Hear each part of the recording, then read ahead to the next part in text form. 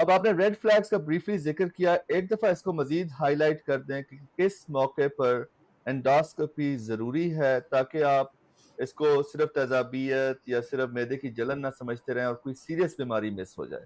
تو اس کو آپ تھوڑا سا ہائی لائٹ کر دیں کہ کس موقع پر آپ کو ایک گیسٹرو کو دکھانا چاہیے، اور ہو سکے تو انڈوسکوپی جہاں پہ کیمرے سے جا کر اندر وہ دیکھ لیتے ہیں کہ کوئی ایسی کوئی انیٹومیکل چیز تو نہیں ہے، کوئی فزیکل چیز تو نہیں ہے جو پرابلم کاز کر رہی ہے. کہاں پہ آپ کہیں گے کہ یہ اس موقع پر یہ لازمی ہے؟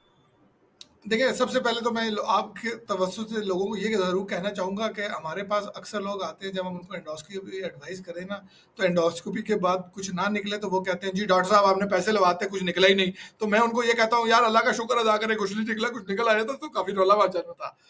تو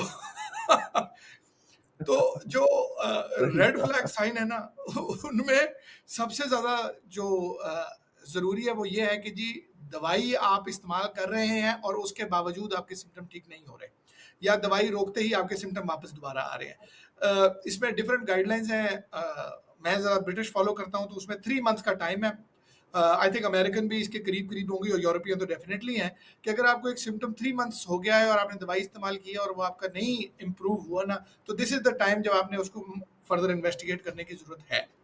دوسرے باقی ریڈ فلیگ سائنز اس میں جو ہے سب سے خاص طور پہ ویٹ لاس، انٹریکٹیبل وامٹنگ، یعنی کہ آپ کو بار بار وامٹنگ آ رہی ہے، خون آنا، یہ بہت ضروری ہے. ایپیٹائٹ کا چینج ہونا، کہ جی آپ کو ایپیٹائٹ چینج ہو گیا ہے. ہاضمے کا چینج ہونا، یعنی کہ آپ کے باولز چینج ہو رہے ہیں. ضروری نہیں ہے کہ ہم ہر کسی کو پہلے ٹیسٹ یا انڈوسکوپی کریں گے، لیکن ہم یہ وہ چیزیں ہیں جس پہ ہم سوچنا شروع ہو جاتے ہیں کہ یار اب انڈوسکوپی ضرورت ہے.